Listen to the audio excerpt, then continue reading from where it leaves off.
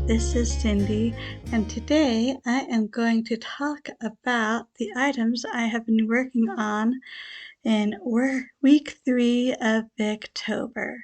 So, let's get to it. Let's see. I finished up C.S. Lewis Out of the Silent Planet. She did for a book group, which is not Victorian literature, as you can probably tell, but it is a response to H.G. Wells' First Men on the Moon. First Men in the Moon. And that is Victorian. It was written in 1901, I believe. Two very different space journey stories with very different philosophies behind them. Let's see, what else? I started and finished Lady Audley's Secret by Mary Elizabeth Bradon. Can't put it down or stop listening to it. What a ride. I did not know this about myself, but apparently I like Victorian sensation novels. But this really is a good one. Let's see, we have Robert Audley. He is the nephew of Sir Michael Audley of Audley Court. And Sir Michael has been a confirmed bachelor for years. His wife died long ago, so it's been just him and his daughter. And since Robert's father died, maybe not as long ago as the original Lady Audley did, but long enough ago, Sir Michael is like a second father. Well, Sir Michael surprisingly ends up taking a new wife, a young wife. And some people are happier about it than others, but everything seems well enough. I mean, if it makes Sir Audley happy in his old age to have a new wife who's going to argue overly much with him. But when Robert runs into an old school fellow, George Talboys, he's just returned from Australia, events start. George has been 5 years in Australia. He left for there, kind of abandoning his wife because he couldn't make it in England, but swearing to come back when he had made his fortune, which he actually does. But when he arrives, he finds out his wife has just died days before. Devastated, so spends time with Robert.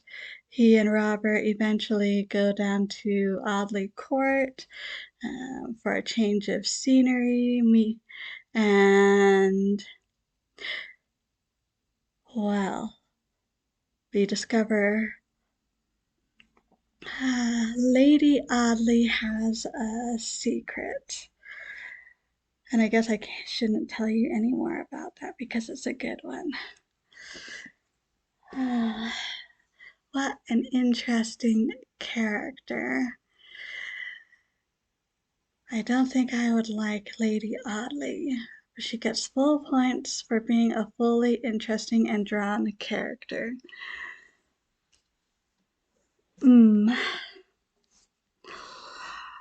About 3/4 of the way through The Way We Live Now, things are coming to a head for Mr. Melmont and for our various lovers. There are things to be untangled in all sorts of ways. Greatly enjoying it. Let's see, I just started New Grub Street. Listened to the first 4 chapters yesterday. This is by George Gissing. We have, it seems so far to be the story of 2 different young men, both of a literary persuasion.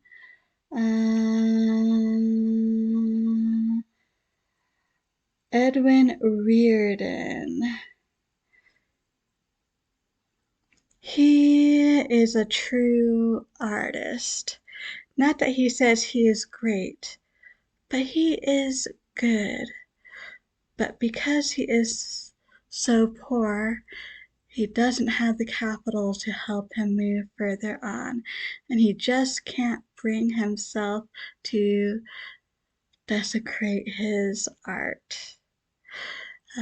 And he is married, and you can't blame his wife for him wanting him to do something, but easier said than done in a situation like that. They got married off the strength of his first novel, which did quite decently, but it's 2-3 years now. His second novel was a bit of a flop. Third one, I'm not even sure if it went to print, and he's having trouble writing. Meanwhile, interesting, it doesn't say there. Jasper, that's right. Jasper and Edwin are friends. Justin is the other end of the writing spectrum.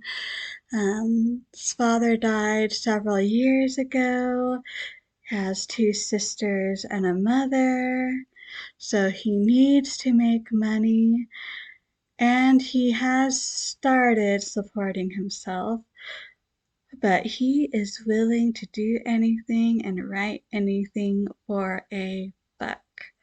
Very different perspective. So this has started out in an interesting way, and I'm interested to see where it goes. George Gissing's New Grub Street. I also actually made progress on Bleak House. I'm past the halfway point, and I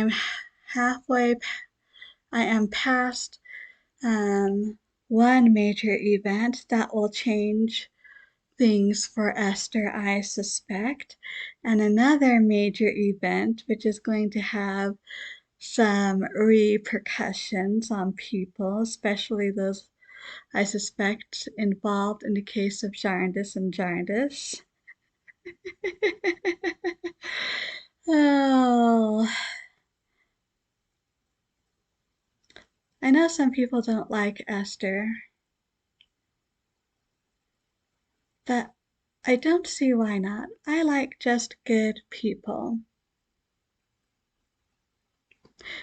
But that's my personal opinion. And is she a little bit too perfect? Perhaps. Do I care? Not really. So I enjoy both halves of the story.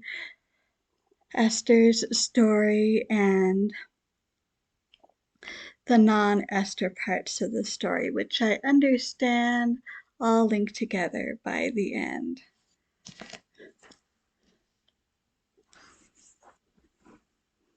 And a non-Victorian read. Yes, I had to read this. Took me only 2 days, so it didn't take too much away from my other reading. Oh, this is a story about a man named Nomad. He ends up on a world I don't believe we've been to before, in the Cosmere.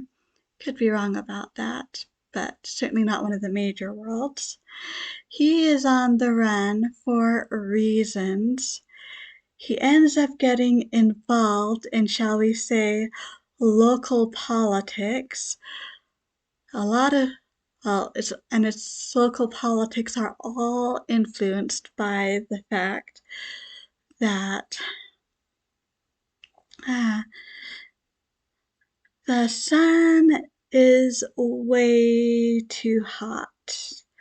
If you are out in the sun, it literally will burn you. It literally destroys everything every day as it passes over.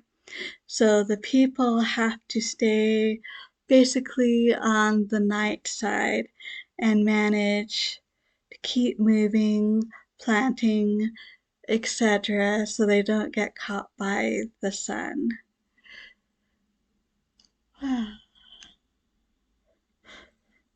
This was very, very, very fast paced, hence the reason why I couldn't put it down for 2 days.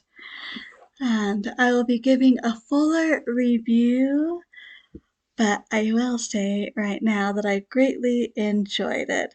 I've greatly enjoyed the year of Sanderson overall. And I've also been quite enjoying Victober so far this year. How's your Victober been going? I'd love to hear about it.